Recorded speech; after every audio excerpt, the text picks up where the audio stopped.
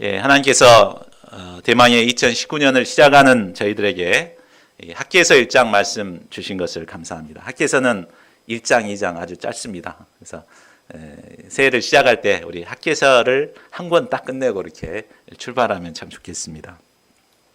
자, 학개서 말씀은 바벨론 포로 시절 이제 70년간의 포로를 마감하고 돌아온 이스라엘이 어려운 가운데 이제 성전 건축을 하다가 중단하고 있는 상황에서 하나님께서 학개를 통해서 주신 말씀입니다.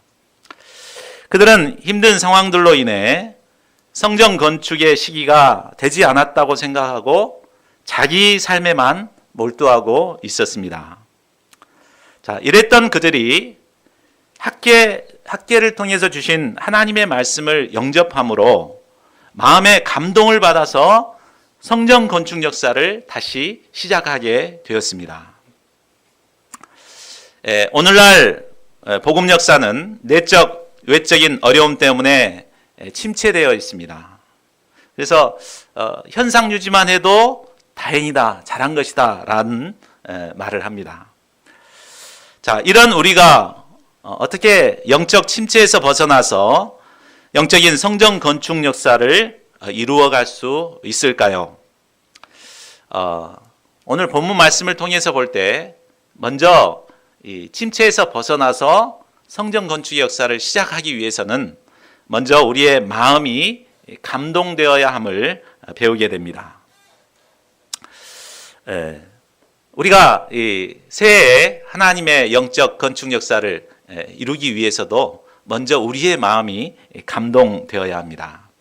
하나님께서는 지난해 많은 어려움 가운데서도 학생 동역자를 견고하게 세우는 역사를 이루어 주셨습니다. 기초를 다져주셨던 것 같습니다.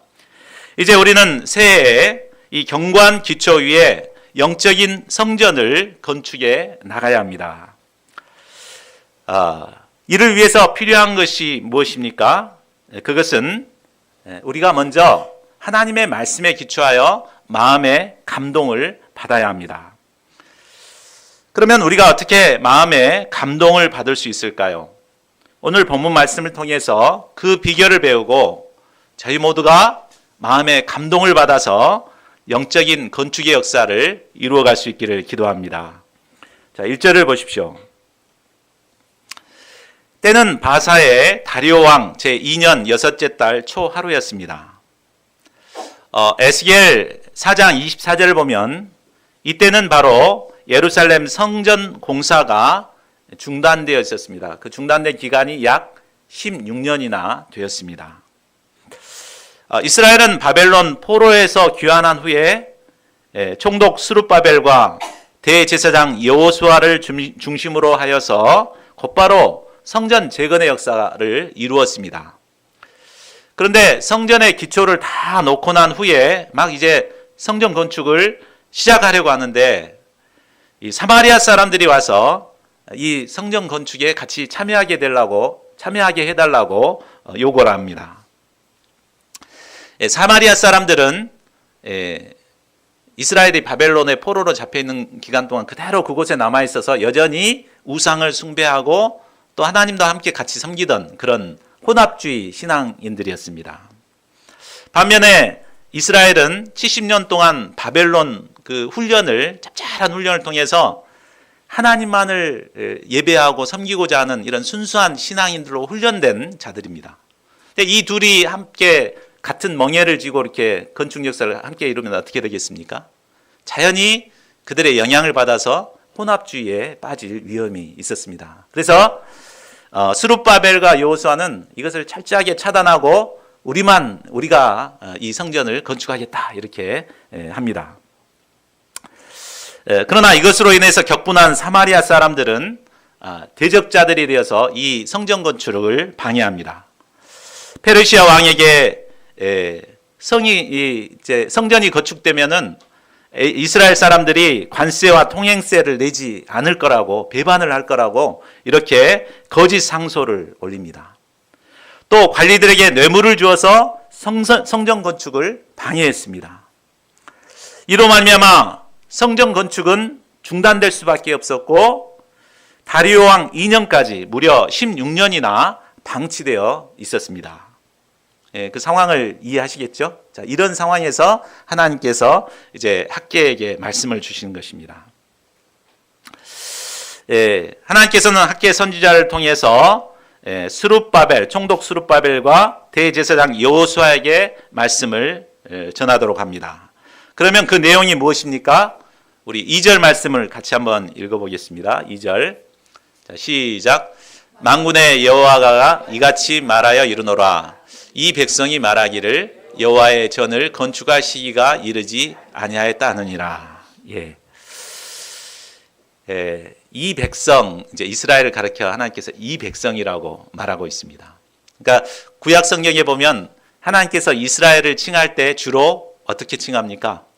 내 백성, my people 이렇게 말씀하시는데 여기서는 this people, 이 백성, 이놈들 이렇게 표현을 하고 있습니다.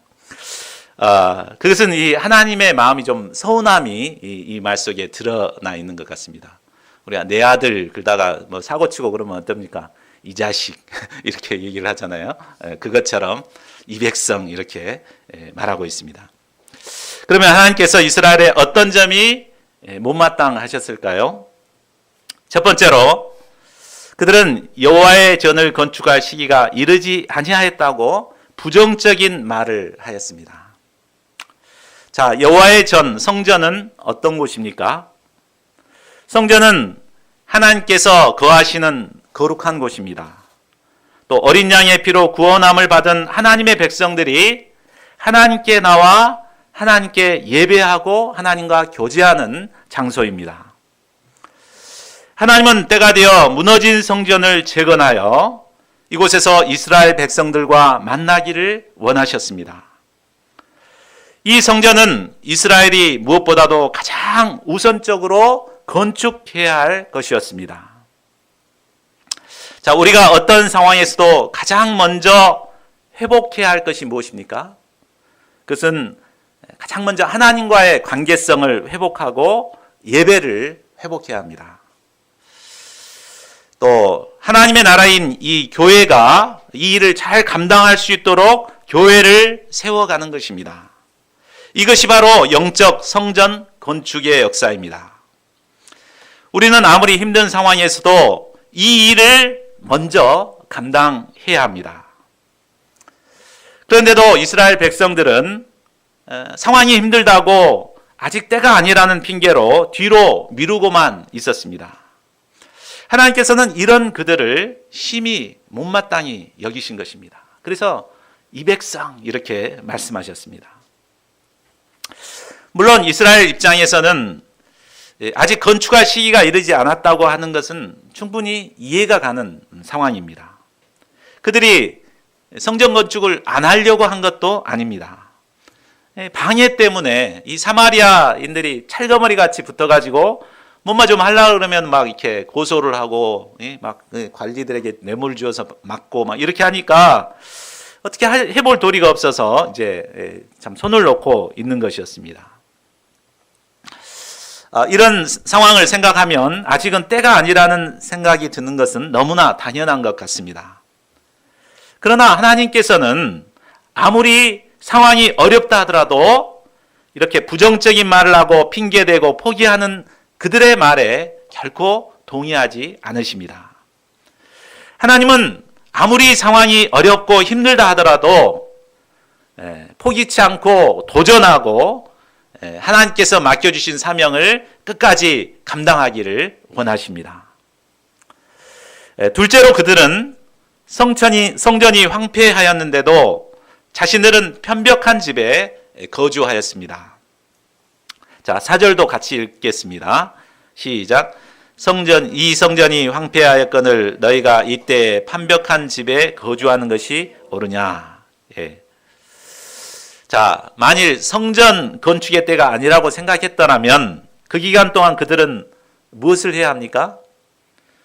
성전 건축을 때가 오면 이제 준비할 수 있도록 그 준비하는 시간을 가져야 했습니다. 다윗 왕의 예를 들어보겠습니다. 다윗 왕은 정말 성전을 건축하고 싶어 했죠. 그런데 하나님께서는 그가 너무 피를 많이 흘렸기 때문에 그의 아들인 솔로몬을 통해서 성전을 건축하고자 했습니다. 그러니까 다윗 때는 성전 건축의 때가 아니었습니다. 그러나 다윗 왕이 손만 놓고 있었습니까? 이 성전 건축을 위해서 필요한 자재들을 모으고 헌금을 하고 이렇게 해서 기금을 모았죠. 준비를 하였습니다. 그러니까 그들이 때가 아직 아니었으면 그것을 위해서 헌금을 하고 준비를 하고 이렇게 했어야 되죠. 자, 이 성전과 그들의 집과 하나님께서 대조해서 비교를 해줍니다. 성전은 황폐해져 있었습니다. 여기서 황폐하다는 말은 파괴되어 쓸모없이 버려진 상태를 말합니다. 성전은 벽도 없고 지붕도 없이 황량한 채로 버려져 있었습니다. 풀이 우거지고 가끔 들고양이들이나 다니는 버려진 곳, 모두에게 잊혀진 장소가 되어 있었습니다. 그럼에도 불구하고 그들은 판벽한 집에 거주하고 있었습니다. 여기서 판벽한 집이란 당시 고급 재료인 판자로 벽을 두르고 지붕을 덮는 고급 주택을 말합니다. 일반 주택은 그냥 흙벽이었는데 거기에다 판자를 이렇게 붙여가지고 아주 아름답게 꾸며놓은 집을 말합니다. 아마 그들은 성전 건축은 물 건너갔으니 이제 모아놨던 건축 자재들을 가지고 자기 집을 꾸미는데 사용하고자 한 것 같습니다. 그들은 선진국 바벨론에서 보아왔던 화려하고 아름다운 집을 꾸미기 위해서 그곳을 아름답게 꾸몄습니다. 그리고 그곳에서 안락한 삶을 살고 있었습니다. 이런 그들의 모습을 하나님께서는 매우 못마땅히 여기시며 그들을 책망하고 계신 것입니다. 성전이 폐허가 됐는데도 너희들은 따뜻한 침대에서 잠이 오냐? 밥이 목구멍으로 넘어가냐? 이렇게 책망을 하신 것입니다. 혹시 우리가 이런 모습으로 살아가고 있지는 않는가요? 우리는 모두 캠퍼스 영혼들을 구원하기 위하여 부르심을 받은 자들입니다. 한마디로 캠퍼스 영적 성전 건축 역사를 위하여 부름을 받은 자들입니다. 그런데 참 이 역사가 만만치 않습니다. 그렇죠?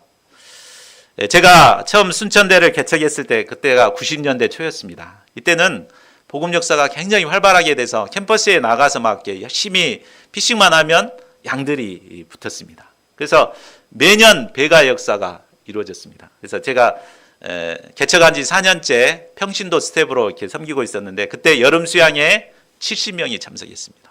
대단한 역사잖아요.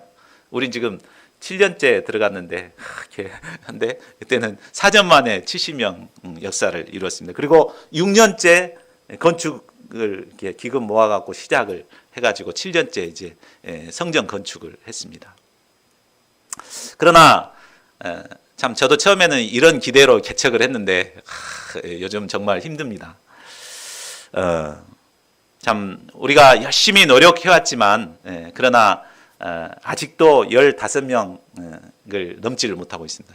이제 교회법에 따르면 15명 이상이 돼야지 교회가 설립이 되는 겁니다. 아니면 기도처이거든요. 그래서 어찌하든지 15명 이상 넘겨보고자 이렇게 해도 그게 잘 안 되더라고요.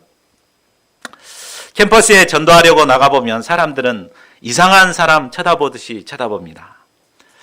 심지어 캠퍼스 폴리스가 이제 이렇게 연락을 받고 쫓아와서 쫓아내기도 합니다. 광주 일부의 그 한 사모님은 매일 캠퍼스에서 전도를 나갔는데 매일 폴리스가 그냥 쫓아와가지고 이렇게 쫓아내서 지금은 교문 밖에서 매일 이렇게 전도를 하고 있다고 합니다. 자, 이런 상황들을 보면 아직은 때가 아닌 것 같고 각자 생업이나 학과 공부에만 열심을 내야 할 것 같습니다. 그러나 하나님께서는 이러한 우리의 모습을 몹시 못마땅해 여기십니다. 자, 그러면 이런 우리가 사명을 회복하기 위해 필요한 것은 무엇일까요? 첫째로 하나님의 말씀에 기초하여 자신의 행위를 살펴보아야 합니다. 자, 5절도 함께 읽겠습니다. 자, 시작. 그러므로 이제 만군의 여호와가 이같이 말하노니 너희는 너희의 행위를 살필지니라. 하나님께서는 하나님이 주시는 책망의 말씀에 기초하여 먼저 자신의 행위를 살펴보라고 하십니다. 그들은 하나님께 어떤 은혜를 받은 자들입니까? 하나님께서는 우상숭배의 죄악으로 당장에 죽어도 할 말이 없던 그들을 심판하지 않으시고 바벨론으로 인도하사 그들을 훈련하셨습니다. 그리고 때가 되매 일방적인 은혜로 다시 예루살렘을 회복시켜 주셨습니다. 이 은혜를 생각하면 그들은 어떤 어려운 가운데 있을지라도 맡겨주신 성전 건축의 사명을 힘써 감당해야 했습니다. 그러나 어렵고 힘들다고 성전 건축을 포기해버리고 자기 집을 꾸미는 데만 열심을 내었습니다. 이런 그들이 회복되기 위해서는 먼저 하나님의 책망의 음성을 듣고 자신의 행위를 살펴서 자신이 얼마나 배은망덕한 죄인인가 깊이 깨닫고 회개해야 합니다. 또 하나님께서는 그들이 얼마나 문제가 많은 자인가를 실제 삶을 통해서 깨닫도록 그동안 계속해서 역사해 오셨습니다. 우리 6절, 7절도 보십시오. 하나님께서는 그들이 많이 뿌릴지라도 수확을 적게 거두게 하셨습니다. 성전 건축 뒷전에 놓고 열심히 일을 했는데 수확이라도 많이 거둬야 될 텐데 열심히 뿌렸는데도 수확을 적게 거두게 하시고 먹어도 배부르지 못하고 마셔도 흡족하지 못했습니다. 입어도 따뜻하지 못했습니다. 매일 꼬박꼬박 월급을 받아 저금을 해도 구멍 뚫린 전대에 넣는 것처럼 남는 것이 없었습니다. 그냥 사고가 나서 그냥 나가기도 하고 느닷없이 그냥 돈이 빠져나가고 이렇게 해서 남는 것이 없었습니다. 왜 이렇게 하셨을까요? 바로 이런 문제들을 통해서 자신의 행위를 살펴보도록 하나님께서 도우시는 것입니다. 그러니까 하나님께서는 우리에게 일어나는 이런 일들을 통해서 늘 우리를 스스로 살펴보도록 도우시는 분이십니다. 그러므로 하나님의 백성들은 뭔가 나에게 이런 일들이 일어나면 갑자기 그냥 접촉사고가 일어나서 느닷없이 이렇게 돈이 나간다거나 뭐 이렇게 하면 늘 자신의 모습을 한번 행위를 한번 좀 살펴보는 것이 필요합니다. 하나님께서 무슨 이유 때문에 이런 일을 나에게 배열하셨는가? 깊은 문제의식을 가지고 자신의 문제를 깨닫고 행위를 살피는 것이 필요합니다. 자, 우리가 늘 우리가 하나님 앞에 행위를 살필 수 있기를 바랍니다. 하나님의 말씀을 통해서 행위를 살필 수 있기를 바랍니다. 자, 그 다음에는 무엇을 해야 합니까? 둘째로 자신이 할 수 있는 것에 도전해서 성전을 건축하기 시작해야 합니다. 자, 8절을 우리 전반부만 같이 읽어볼까요? 8절 시작. 너희는 산에 올라가서 나무를 가져다가 성전을 건축하라. 예. 자, 이스라엘 백성들은 대적들의 반대와 또 여러 가지 장벽들로 인해서 더 이상 성전 건축은 불가능한 것이라고 생각하고 있었습니다. 그러나 아무리 힘들고 어려운 상황에서도 그들의 부정적인 생각을 바꾸어서 하고자 하면 할 일이 보이고 찾을 수가 있습니다.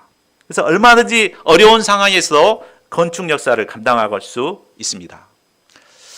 하나님께서 그들에게 산에 올라가 나무를 가져라 성전을 건축하라고 이렇게 명하신 것을 보면 아마 그들은 성전을 건축하기 위해서는 솔로몬이 성전을 건축했을 때 백향목과 잣나무로 이렇게 지었잖아요. 그것처럼 이 두로에서 백향목과 잣나무를 수입해 와야만 지을 수 있다고 생각했던 것 같습니다. 그런데 이제 무역 장벽 때문에 이제 들여올 수가 없기 때문에 이때는 지금 때가 아니다 이렇게 손을 놓고 있었던 것 같습니다. 그러나 지금 이스라엘이 성전을 건축하는 데 있어서 백향목이다 잣나무가 필요한 것이 결코 아닙니다. 화려하지는 않더라도 집을 지을 수 있는 목재면 충분합니다. 이스라엘의 산에 올라가 보면 레바논의 백향목보다는 못하지만 건축할 수 있는 나무들이 얼마든지 있습니다. 그것을 가져다가 잘 가공하게 되면 훌륭한 건축 자재가 될 수 있습니다. 하나님께서는 그것을 가지고 와서 성전을 건축하라고 명하셨습니다. 하나님께서는 아무리 성전 건축이 힘들고 어려운 상황에 때라 할지라도 발상을 전환하여 성전을 건축하기를 원하십니다. 그렇다면 우리가 발상을 전환하여 도전해야 할 산은 구체적으로 어떤 곳이 될 수 있을까요? 산은 우리가 살아가고 있는 생활 공간에 그리 멀리 떨어지지 않는 곳을 말합니다. 우리 주변에도 산들이 많죠. 남봉산이 있고 또 남산이 있고 봉화산이 있고 산들이 많습니다. 자, 그곳에는 백향목과 같은 아름드리 나무는 없어도 제법 쓸만한 제목들이 자라고 있습니다. 하나님께서는 그곳에 올라가서 쓸만한 나무들을 가져다가 성전을 건축하라고 하십니다. 캠퍼스에 전도의 문이 막혔을 때 우리가 어떻게 해야 할까요? 우리가 캠퍼스에 전도가 안 된다고 포기하고 손만 놓고 있어서는 안 됩니다. 우리의 가까운 사람들을 먼저 찾아야 될 것 같습니다. 가까운 가족이나 친척, 또 친구나 직장 동료에게 먼저 도전하는 것입니다. 학생들의 경우에는 같은 학과 학생이나 선후배들에게 도전하는 것입니다. 그들을 전도 대상자로 삼고 기회를 봐서 전도하여 교회로 초청해 오는 것입니다. 사실 우리 주변을 살펴보면 결국 교회의 기둥으로 남은 사람들을 보면 대부분 우리와 가까운 사람들이었던 것을 볼 수 있습니다. 그죠? 우리 안드레 목사님도 우리 목자님 2세잖아요. 또 그리고 우리 수빈 목자님도 우리 장로님 아는 사람 통해서 이렇게 이제 연결이 됐고, 다 이렇게 아는 사람, 저도 볼리비아 형을 통해서 이곳에 오게 되고, 다 가족과 친척 아는 사람들을 통해서 이곳에 와서 기둥으로 세워지게 되었습니다. 올해 우리에게 왔던 양들도 어떻습니까? 김진우 형제도 광주 이브센터 김지관 목자의 처조카로 소개를 받아서 왔습니다. 최재혁 형제는 안드레 목자의 친구였습니다. 이처럼 우리의 가까운 곳에는 성전을 지을 만한 제목들이 있습니다. 그러므로 우리는 먼저 우리 주변의 산들에 도전해서 그곳에서 제목감을 찾아가지고 이제 잘 가공해서 성전 건축의 역사를 이루어야겠습니다. 우리가 올해 SQ를 통해서 이제 지인들에게 한번 도전해보자 이렇게 방향을 했는데 참 감당하지 못했잖아요. 새해에는 이제 이 SQ 전도를 통해서 가까운 사람들 산에 도전해서 이제 제목들을 찾아서 성전을 건축해 나가야 되겠습니다. 자, 그러나 산에 있는 나무를 성전으로 가지고 와서 제목으로 쓴다는 것은 쉽게 되는 일이 결코 아닙니다. 많은 인내와 수고의 과정들이 필요합니다. 아름드리 나무를 베는 것도 힘들지만 그것을 가져오기 위해서는 이동이 용이하도록 가지를 잘라주고 토막을 내야 합니다. 그리고 아주 이제 힘들게 이곳으로 가져와야 되고, 가져온 후에는 건조의 과정과 가공의 과정을 거쳐야 합니다. 이런 과정들을 거쳐야만 목재로 쓸 수가 있습니다. 근데 이런 과정들을 무시하고 곧바로 쓰고자 하면 문제가 생기게 됩니다. 억지로 이렇게 건축물로 이렇게 세워놔도 결국은 목재가 나중에 뒤틀려 가지고 건물에 심각한 문제를 일으킬 수 있습니다. 이처럼 한 사람이 성전 건축에 필요한 제목들이 되기 위해서는 많은 시간, 인내와 수고를 감당해야 합니다. 힘들지만 이런 수고를 감당하며 성전을 건축해 나가는 것이 바로 우리가 감당해야 할 사명입니다. 산으로 올라가라, 나무를 가져오라, 성전을 건축하라. 이 세 가지 명령은 학개서의 핵심 메시지요, 또 새해 우리들이 감당해야 할 사명입니다. 자, 이 말씀에 순종하여 저희 모두가 성전을 건축할 수 있기를 기도합니다. 자, 8절 하반절을 보십시오. 이 말씀은 우리가 왜 힘든 상황에서도 성전을 건축해야 하는지를 말해주고 있습니다. 그리하면 내가 그것으로 말미암아 기뻐하고 또 영광을 얻으리라. 우리 기독교 소요리 문답 1번이 뭔지 아신가요? 사람의 제일 된 목적이 무엇인가? 라는 질문입니다. 거기에 대한 답변이 하나님을 영화롭게 하는 것과 영원토록 그분을 즐거워하는 것, 이게 정답입니다. 자, 그렇다면 우리가 어떻게 하나님을 기쁘시게 하고 하나님을 영화롭게 할 수 있는가? 그것이 문제죠. 근데 오늘 본문에서는 뭐라고 말합니까? 우리가 산으로 가서 나무를 가져다가 성전을 건축하면 하나님께서 그것을 기뻐하시고 영광을 받으신다고 말씀하고 있습니다. 자, 우리가 어떤 어려운 상황에서도 성전을 건축해 나갈 때 하나님께서는 이런 우리를 기뻐하시고 우리를 통해 영광을 받으십니다. 그런데 우리는 하나님을 기쁘시게 하기보다도 자기를 기쁘게 하고자 할 때가 많은 것 같습니다. 우리가 하나님의 역사를 섬길 때 어떤 우리가 원하는 결과가 주어진다면 참 우리가 기쁘겠죠. 그렇죠? 전도 나갔는데 양이 탁 온다든지 열심히 수고했을 때 제자로 세워진다든지 그러면 참 목자의 기쁨이 얼마나 크겠습니까?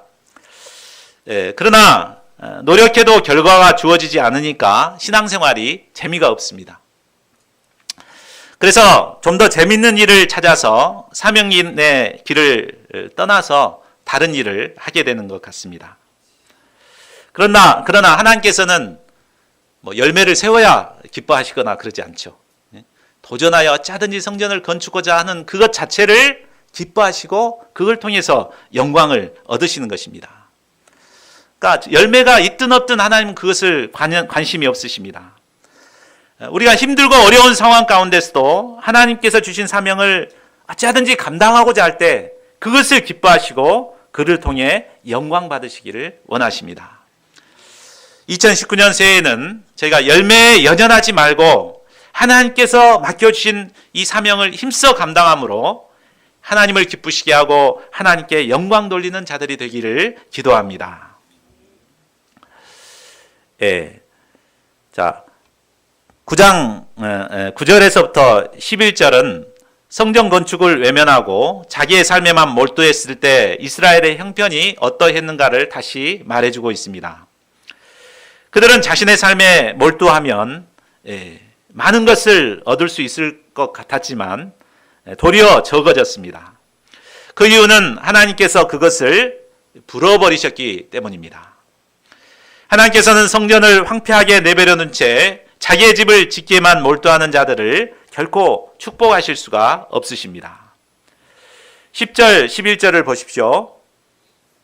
그들이 적어지게 된 이유는 하늘에서 이슬이 내리지 않았고 또 땅의 모든 소산과 가축과 손으로 수고하는 모든 일에 한재를 들게 하셨기 때문입니다. 그러나 이슬이 내리지 않고 한재가 들어서 소유가 줄어지게 된 것은 그 원인은 바로 하나님이 주신 사명을 버리고 자신의 일에만 몰두한 자들에 대한 하나님의 징계였습니다. 하나님께서는 이런 징계를 통해서라도 하나님의 백성들이 스스로 깨닫고 회개하고 돌이키기를 원하셨습니다. 12절부터는 하나님의 말씀에 대한 백성들의 반응입니다. 12절을 보십시오. 스알디엘의 아들 스룹바벨과 여호사닥의 아들 대제사장 여호수아와 남은 모든 백성들이 그들의 하나님 여호와의 목소리와 선지자 학개의 말을 들었습니다. 자, 여기서 들었다는 말은 원어의 의미에 따르면 영접하다, 순종하다라는 의미입니다. 그들은 어려운 상황에서 어쩔 수 없다고 자신을 변호하거나 합리화하지 않았습니다. 자신들의 잘못을 깨닫고 겸손히 하나님의 책망의 말씀을 인정하고 수용했습니다.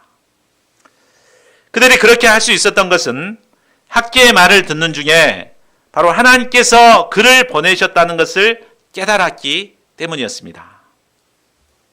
자, 이 모습을 보면 이스라엘이 바벨론의 포로로 잡혀가기 전의 모습과 그 후의 모습이 많이 달라져 있는 것을 볼 수가 있습니다.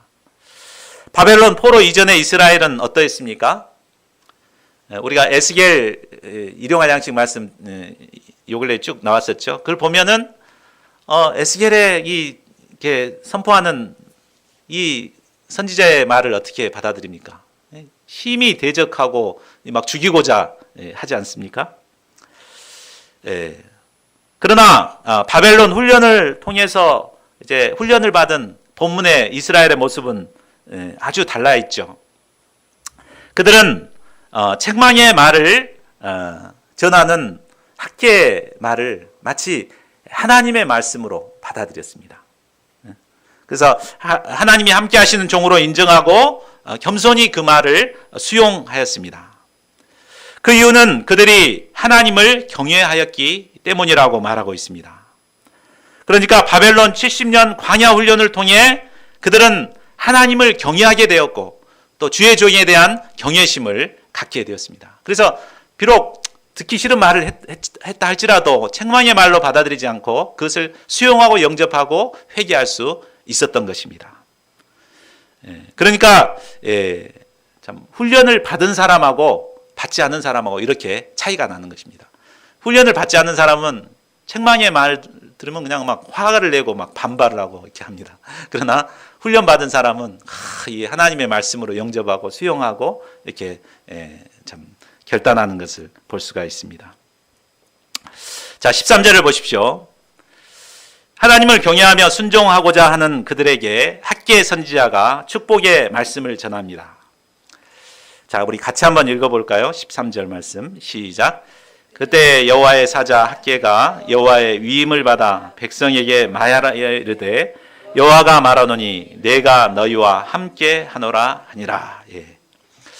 하나님을 경외하며 순종하는 그들에게 하나님께서 함께 하시는 축복이 임하게 되었습니다. 참 하나님께서 우리와 함께 하신다. 하나님께서 우리와 함께 하신다. 하나님께서 내버려 두지 않고 우리와 함께 하시고 계신다. 이것을 깨닫게 된 것입니다. 자, 이때 또 무슨 일이 일어납니까? 14, 15절을 우리 같이 한번 읽어보겠습니다. 자, 시작. 여호와께서 스알디엘의 아들 유다 총독 스룹바벨의 마음과 여호사닥의 아들 대제사장 여호수아의 마음과 남은 모든 백성의 마음을 감동시키며 그들이 와서 만군의 여호와 그들의 하나님의 전 공사를 하였으니 그때는 다리오 왕 2년 6째 달 24일. 우리 처음에 학계에게 말씀이 임할 때가 언제였습니까? 6째 달 초하루였잖아요. 근데 순종한 때가 언제입니까? 24일. 그러니까 며칠 간격이죠. 23일 만에 순종의 사람들로 변화돼서 성전 건축의 역사가 일어났습니다. 자, 이렇게 할 수 있었던 것은 바로 백성들의 마음에 감동을 받았기 때문입니다. 그러니까 항상 마음이 중요한 것 같습니다. 마음이 세상 것에 있으면 별의별 말을 해도 전혀 귀에 들어오지도 않습니다. 그러나 마음이 감동을 받게 되니까 상황이 힘들지만 이렇게 순종을 하게 되는 것입니다. 그들이 마음이 편박한 집에 있었을 때는 성전 건축이 전혀 마음에 들어오지 않았습니다. 내팽개치고 오로지 자기 일에만 몰두하였습니다. 그러나 하나님께서 마음을 감동시키니까 자원하여서 하나님의 전 공사를 재개할 수 있었습니다. 상황은 달라진 것이 아무것도 없습니다.